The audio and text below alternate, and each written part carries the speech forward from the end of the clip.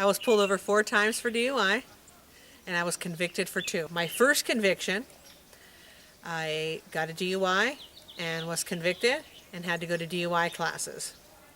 The second DUI, I was sentenced to 45 days in jail, and I did get a second DUI, not DUI classes, but a court card to attend Alcoholics Anonymous meetings. I did not ever think I had a problem with alcohol. I thought I was just having a good time. I believe that everybody drank. I'd say a couple things. My advice to someone in a DUI class would be, one, the advice that that woman gave me, or what she said to me. If you drink, you are going to drink and drive. You're going to continue to drink and drive. And for me, that was scary, because if I continue to drink and drive, the percentage that I'm going to drink, drive, and kill someone rises, and I could not live with that. It's something that I've learned being sober, is that people who do not have a problem drinking do not think about not drinking. You know, if you have to plan your drinks, if you have to think about not drinking and not driving, there's a problem there.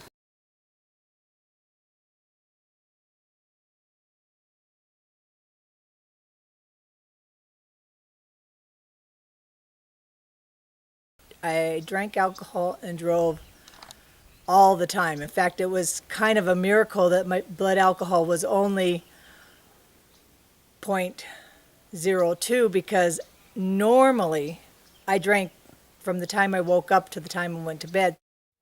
I was a bartender by trade, so I drank often. Toward the last few years, the first thing I did when I got up was pour a drink. I was pretty clear on I drank a lot, and I drove a lot while I was drinking. It's like you can't imagine going your whole life without a drink, but you don't have to. You just got to go through this one 24-hour period without a drink. And if you break it up into 24-hour periods, even Christmas, New Year's, or the Super Bowl, that's just one 24-hour period, and you can do any 24-hour period without a drink as long as you have the support of other people in Alcoholics Anonymous.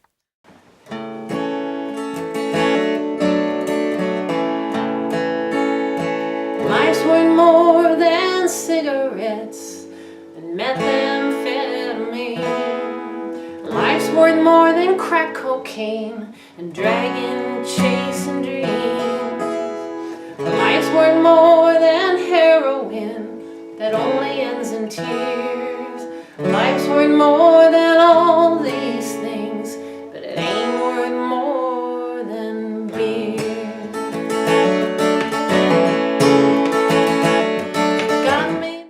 While the pain and suffering of the families affected by these accidents are hard to measure, what can be measured is the strength and courage of a government willing to reduce the grisly numbers. We know that drivers are significantly impaired at 0.05.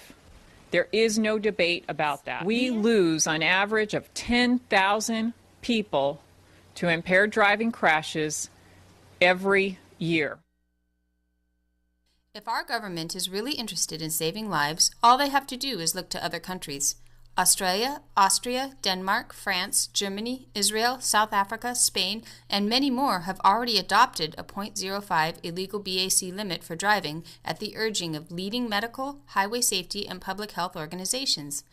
Japan, Poland, Norway, Russia, and Sweden have an even lower illegal BAC limit of 0.02 to 0.03. As you have heard, it's been 30 years since states began adopting the 0.08 BAC limit.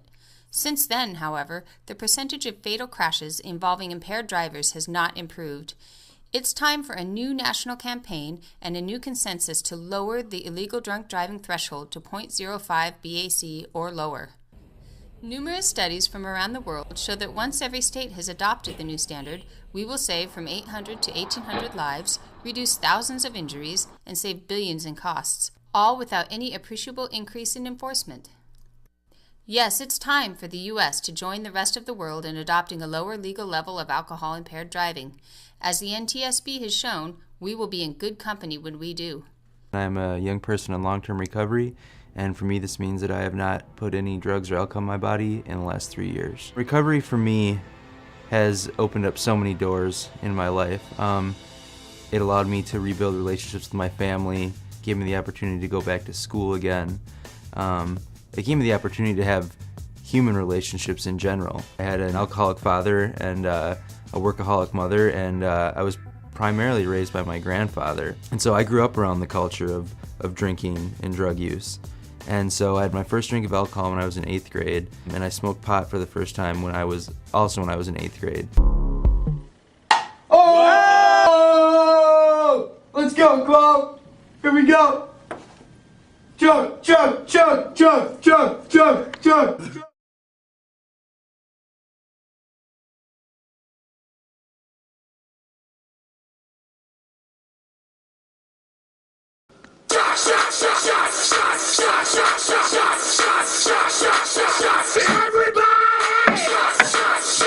When I was able to resolutely make a decision that I was no longer going to live with alcohol and drugs in my life, regardless of circumstance, my life started to change. And I was able to add value to other people's lives outside of my own. If you would have told me 5 or 6 years ago that my dad was going to be the best man at my wedding and my family and friends were going to come together on one day to see me marry a woman that I could never have imagined to be with for the rest of my life, I just wouldn't have believed you. I would have never thought that my life today could be so extraordinary. Not only filled with faith and family, but a lot of fun. Kate could not have been happier. And she told me it was the best day of her life. Well, I placed her in a limousine for the ride home. There was a drunk driver. He drove straight into us, and I could hear my wife screaming. I was looking on the floor for Kate to make sure that she was okay. Her head had been torn from her body. Every time you get behind the wheel drunk, you put all of us at risk. Could you live with yourself if you murdered my daughter?